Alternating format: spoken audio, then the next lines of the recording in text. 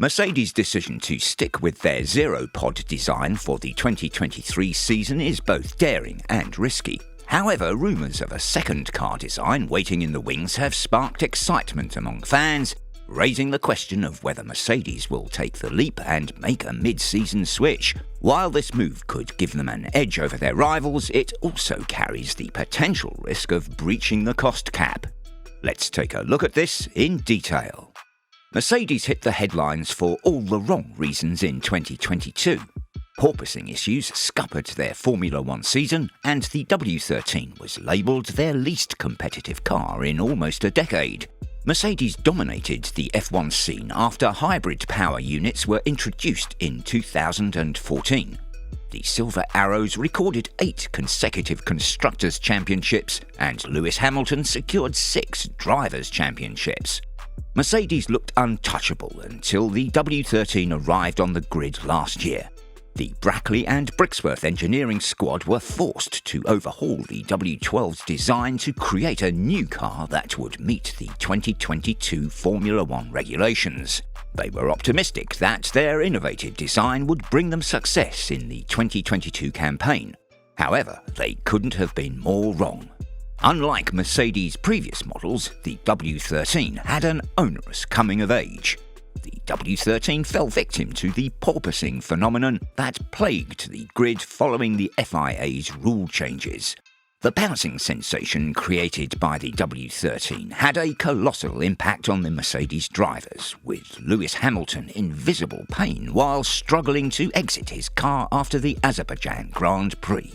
Mercedes also suffered from too much drag during the 2022 season. When discussing the changes required by the W13, Hamilton said the drag was number 2 or equal number 1. The W13's drag issues directly resulted from the adjustments made to alleviate porpoising. The team raised the ride height to avoid bouncing and selected a bigger rear wing to create the required downforce. Mercedes aims to make a strong comeback from their challenging season last year with the launch of the new W14.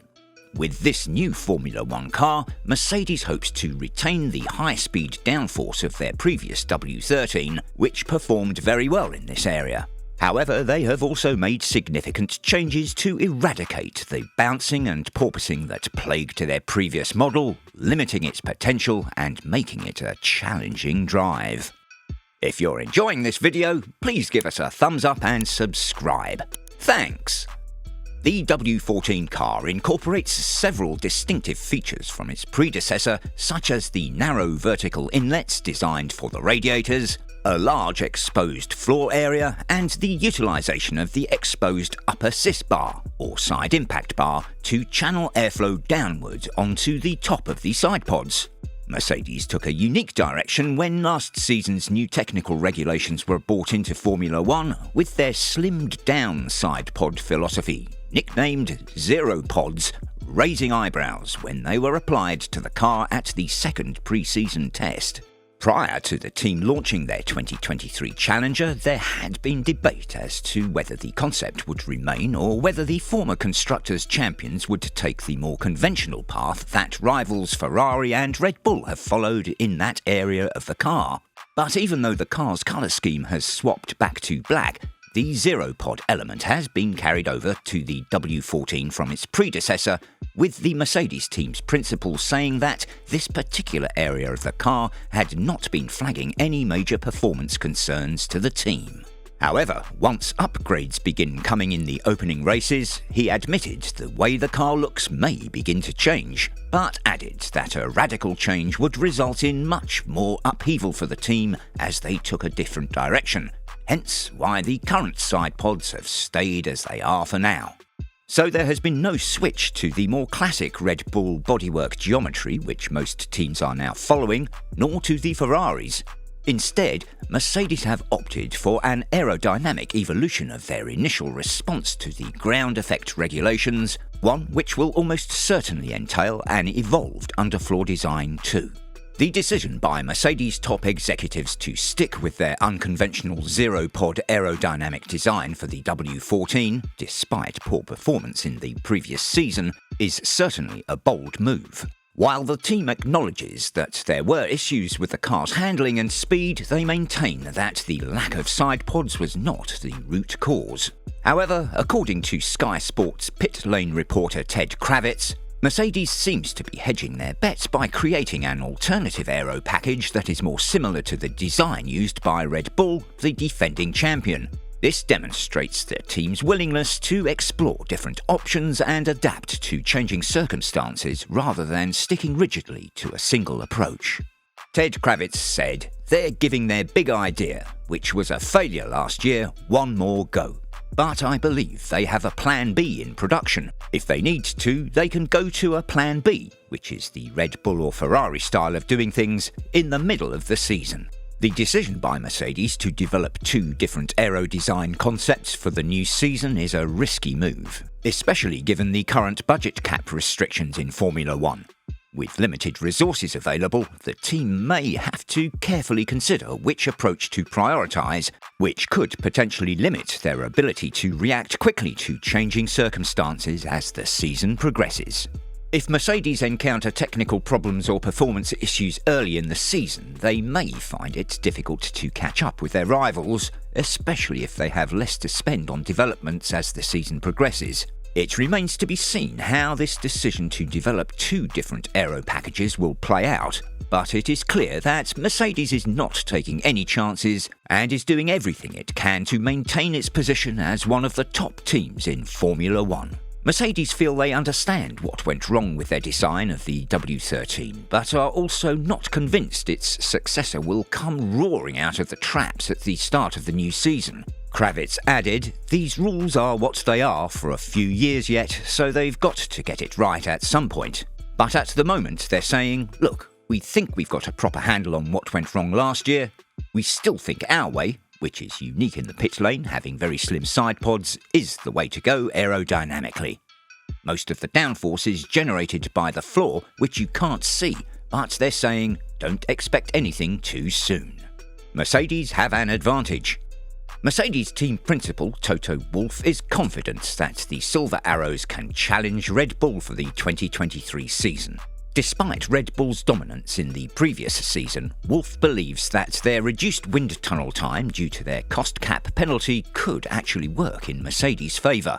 While Red Bull's breach of the financial regulations resulted in a $7 million fine and a 10% reduction in their aerodynamic development allowance, the team also had less wind tunnel time due to their success as the winning constructor. This reduction in wind tunnel time can be a disadvantage for any team as it limits the amount of time available for aerodynamic testing and development.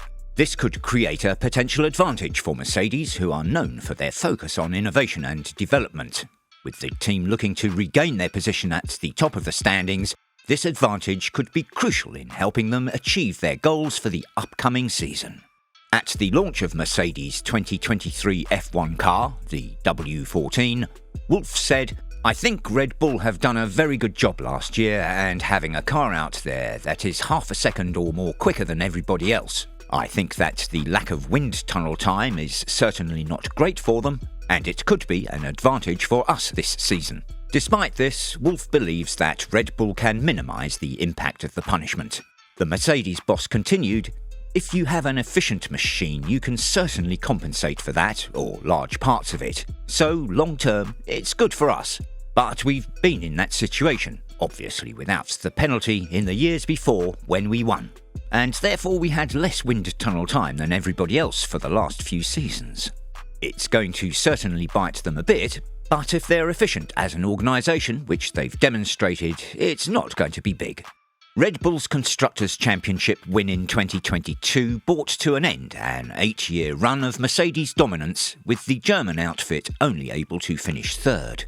Lewis Hamilton and George Russell are both eager to improve their performances from last season, hoping to challenge Red Bull's Max Verstappen for the Drivers' Championship title in the upcoming season.